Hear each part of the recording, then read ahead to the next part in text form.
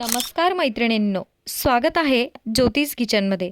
आज आपण बनवणार आहोत पारंपरिक आणि खमंग मुरमुऱ्यांचा चिवडा। तर चला सुरू करूया। व्हिडिओ आवडला असेल तर लाईक, कमेंट, सबस्क्राईब करायला विसरू नका। चिवड्यासाठी लागणारे साहित्य: मुरमुरा 2 पॅकेट, मक्का पोहे घेणार आहोत आपण 200 ग्रॅम। तर अशा प्रकारे आपण मक्का पोहे 200 ग्रॅम साईडला काढून घेतलेले आहेत। घरात लहानांपासून ते मोठ्यापर्यंत चिवडा म्हणजे सगळ्यांच्याच आवडीचा असतो। चिवडा बनवण्यासाठी आपण रामबंधूचा चिवडा मसाला वापरणार आहोत। हा चिवडा मसाला एकदम टेस्टी आणि या चिवड्याचे सर्व मसाले इन्ग्रेडियंट सगळे तयार प्रीमिक्स आहे। हे तुम्ही हे चिवड्यात टाकून चिवडा मस्तपैकी बनवू शकता। चला मग मैत्रिणींनो सुरू करूया। तर इथे मी घेतलेले सगळं साहित्य हे मी डिस्क्रिप्शन बॉक्समध्ये ॲड केलेले आहेत। तुम्ही ते नक्की जाऊन बघा। किती साहित्य किती प्रमाणात घ्यायचे आहे ह्याचा मी पुरेपूर अंदाज दिलेला आहे। तरीही आपण एकदा बघूया काय काय घेतले आहे।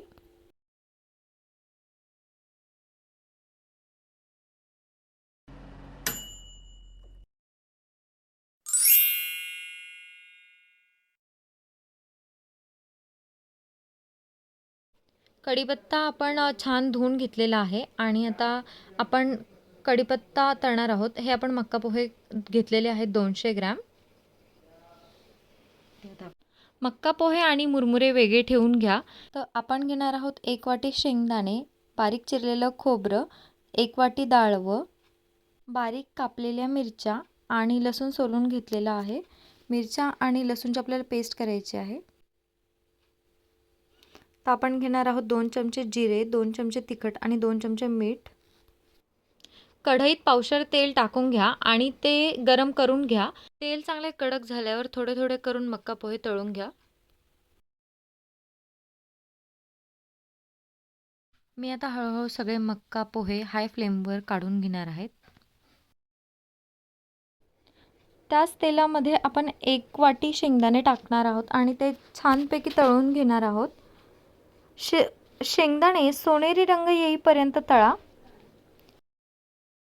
काजू घालू इच्छित असाल तर तेही थोडे तळून घ्या। शेंगदाणे व काजू हे पेपरवर काढून ठेवा। शेंगदाणे खमंग होतात आणि चिवड्यालाही छान टेक्स्चर येतो। बारीक चिरलेला नारळ आपण तळून घेणार आहोत जोपर्यंत त्याच्यात किंचित गुलाबी तेजस्वी रंगाचे होतात। नारळाचे तळणे चिवड्याला फक्त स्वादच नाही तर सुगंध देखील देतं। छानपैकी आपण खोबरं तळून घेणार आहोत खरपूस होईपर्यंत। खोबऱ्याला अशा प्रकारे रंग येईपर्यंत आपण तळून घेणार आहोत। नंतर आपण ते काढून घेणार आहोत। सगळं आपण मिक्स देखील करू शकतो। आपण चिवड्यामध्ये डाळवं टाकणार आहोत तर आपण इथे डाळवं तळून घेतलेलं आहे। अशा प्रकारे छान डाळवं तळून झटपट काढून घ्यायचं आहे। डाळवं आपल्याला खमंग क्रंच देतात आणि चिवड्यात फार स्वादिष्टही देखील लागतात। आपण छान धुवून पुसून घेतलेला कढीपत्ता तळणार आहोत।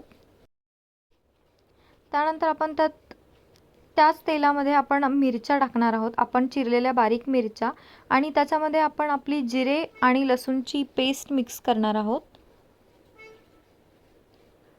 याने छान फोडणी बसते। छान मध्यम आचेवर परतू द्यायचं आहे।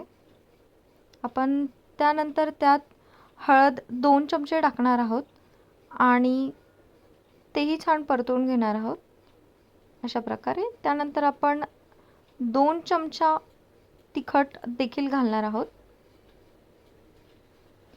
तिखट आपल्या आवडीनुसार आपण घालू शकतो। तिखटची क्वांटिटी आपण चिवडा तिखट कसा हवा आहे त्यानुसार ठरवून आपण त्यात तिखट घालावे। मी चमचा असा वापरला आहे ह्यासाठी, तर तुम्ही सुद्धा हे मेजरमेंट घेऊ शकता। आणि मी चिवडा मसाला जास्त टाकत नाही। इथे मी 3 चमचे चिवडा मसाला काढून घेतलेला आहे आणि तो मी टाकणार आहे।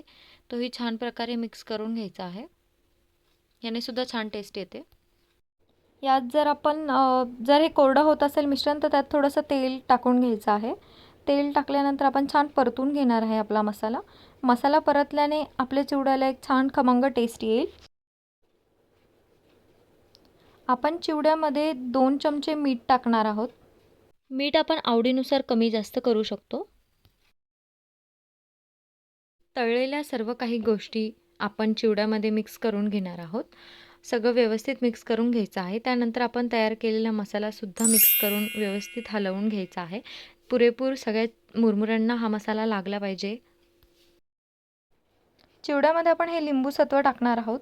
थोडंसं लिंबू सत्व आणि साखर हे मिक्सरमध्ये बारीक करून घ्यायचं आहे आणि हे मिक्सर आपण चिवड्यामध्ये वरून टाकणार आहोत. जास्त टाकायचं नाही, 1 चमचाभर चवीनुसार टाकायचं आहे. बघा मग तयार आहे आपल्या मुरमुऱ्याचा चिवडा. खमंग, कुरकुरीत. तुम्हाला ही रेसिपी कशी वाटली नक्की सांगा. जर व्हिडिओ आवडला असेल तर लाईक, शेअर आणि सबस्क्राईब करा आणि कमेंटमध्ये नक्की कळवा रेसिपी कशी वाटली. धन्यवाद. भेटूया पुढच्या व्हिडिओमध्ये. धन्यवाद.